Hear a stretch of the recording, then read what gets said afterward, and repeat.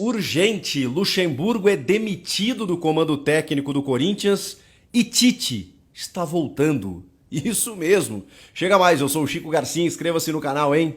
Pegando todo mundo de surpresa. Ninguém imaginava, pelo menos agora, que o técnico Vanderlei Luxemburgo fosse demitido, desligado.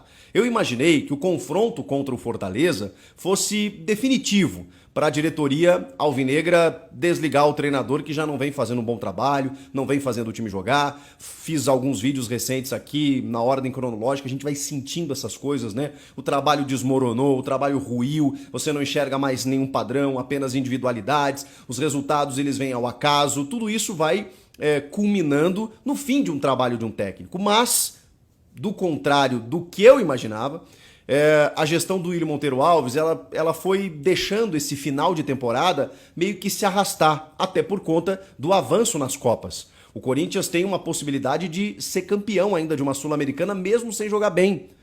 Porque o futebol permite essas coisas. E o Luxemburgo, com declarações dizendo que legal era perder de pouco, empatar nem sempre é ruim, quando você enfrenta uma decisão, veste a camisa do Corinthians, questões inaceitáveis, né? Então, não é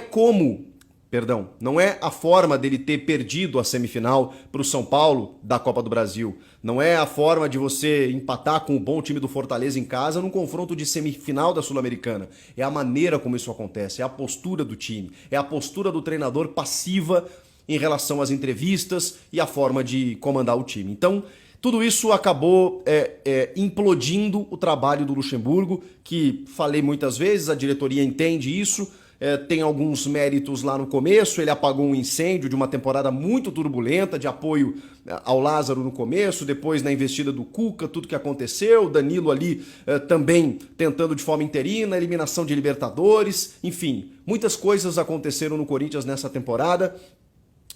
Vem o final, o último ano de gestão do Duílio para que ele consiga um título e ainda tem essa possibilidade. Só que o jeito que o Corinthians vem jogando não condiz, inclusive, com a qualidade do elenco. Tem jogadores ali que podem render mais. Teve rusgas ali do Bruno Maziotti com o Luxemburgo na recuperação do Renato Augusto. Então a gente não sabe até que ponto o Renato tinha condições ou teve o seu retorno abreviado. Outros atletas que estavam manifestando algum descontentamento com o jeito do time jogar. Enfim, já não tinha mais condições para ele seguir. Porém, por que a surpresa? Porque a gente está entre os dois jogos contra o Fortaleza. Eu imaginei que pelo menos o Duílio iria esperar uma eliminação, que seria uma tendência no jogo de volta a semana que vem no Castelão. Aqui meus cumprimentos. Ele agiu rápido, porque ele, ao trazer um novo técnico, ele tenta evitar isso. Acho que o Inter, por exemplo, é um grande exemplo na temporada de que muitas vezes, nem sempre, tá? Eu, por exemplo, defendo manutenção, mas quando você enxerga alguma coisa de evolução, evidentemente, né? O Inter interrompeu o trabalho do Mano Menezes, depois dele ter sido vice-campeão brasileiro no ano passado, com um bom trabalho, não só pela colocação, mas esse ano ele não dava mostras de conseguir crescer, conseguir evoluir. O Inter faz uma medida arriscada nas vésperas do confronto contra o River Plate, nas quartas de final da Libertadores. Traz o Eduardo Cudê, que tinha 2 semanas para montar o time. E o time ganhou outra cara. E está aí na semifinal, podendo competir com o Fluminense. Então, o Duílio, não sei se pensou nisso, mas pensou que, para o jogo de volta eu preciso dar uma oxigenada, senão eu vou me entregar mesmo. E a sensação que eu tinha era essa, de que o Duílio já estava entregue, já estava entregando o final de ano de gestão, já ia deixar o Luxemburgo até o final, tá eliminado pelo Fortaleza, bom, tira agora, deixa o Lázaro tampão até o final do ano, e ano que vem o próximo presidente pensa no assunto. Ele agiu e modificou aquilo que estava muito, muito mal, muito errado nos últimos jogos. Só que aí vem talvez a maior informação, a maior notícia, a maior bomba dessa quarta-feira. Do novo técnico, que ainda não foi anunciado, não foi confirmado, mas que está em vias de Tite, o maior treinador da história do Esporte Clube Corinthians Paulista, o maior treinador brasileiro em atividade. Aqui reside um fã de Tite desde 2000, tá? Antes eu não acompanhei muito, mas a partir de 2000, quando ele treinou o Caxias e ganhou do Grêmio, um gauchão, um Grêmio que tinha Ronaldinho Gaúcho, e depois foi pro Grêmio em 2001 e arrebentou, ganhando Copa do Brasil sobre o Corinthians, ganhando Gaúcho também, chegando em semifinal de Libertadores no ano seguinte, fazendo um trabalho maravilhoso e depois ganhando o mundo, né? Porque aí o Tite passou pelo Palmeiras, o Tite voltou ao Inter, foi campeão da Sul-Americana, talvez no time mais vistoso que eu vi o Inter jogar em 2008, campeão de Sul-Americana, entre as Libertadores. Depois ele chega ao Corinthians e aí constrói uma história magnífica. Tem mais de uma passagem, né? Ele ainda volta em 2015 e ainda ganha mais no Campeonato Brasileiro e depois vai para a Seleção Brasileira. O Tite que muitas vezes é taxado aí, né, pelas eliminações em Copa do Mundo, mas com um ciclo de Copa maravilhoso. E eu assim, opto por analisar o trabalho feito e não jogos pontuais contra a Bélgica e Croácia.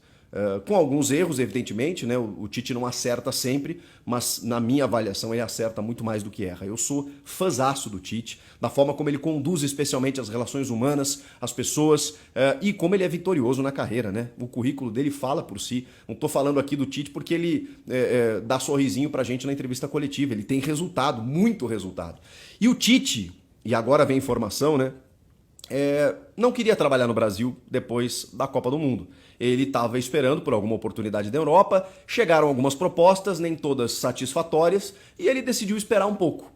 E aí veio esse movimento recente da queda de Jorge Sampaoli no Flamengo e o interesse do Flamengo.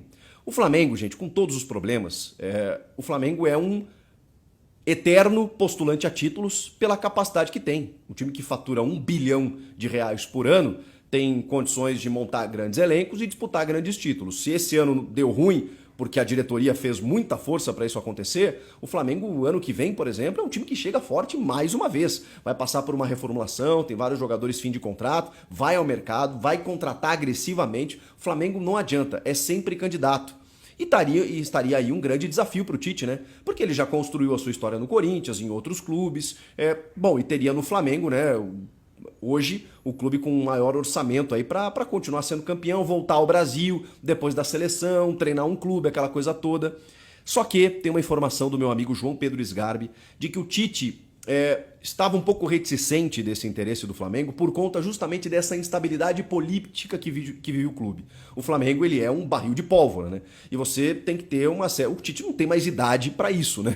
Também, quando você chega num certo patamar da carreira, você começa a fazer escolhas. E essas escolhas, elas priorizam muitas vezes tranquilidade para trabalhar, estrutura, condições. O Flamengo oferece muitas dessas coisas, mas tranquilidade não é uma delas. Não que no Corinthians ele tenha uma vida tranquila, mas o Corinthians é muito diferente, especialmente na relação Corinthians e Tite. E aí, o Corinthians comunica os representantes do Tite e o Tite se manifesta, se coloca à disposição para conversar, dizendo que aceitaria voltar ao Corinthians e agora é questão de detalhes para que ele acerte o seu retorno. Aí agora eu vou dar a minha leitura do fato, né? O Luxemburgo foi demitido de forma muito repentina. É óbvio, conhecendo esse meio há algum tempo, que o Corinthians já tinha a sinalização positiva do Tite para poder efetuar a demissão.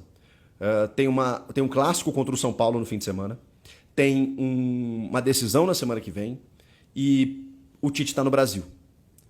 Então era necessário agir rápido e com um cara que acalmasse os ânimos da torcida. É o único ser humano que acalmaria a torcida nesse momento. O Tite tem um respaldo, tem um carinho que não é por acaso, evidentemente.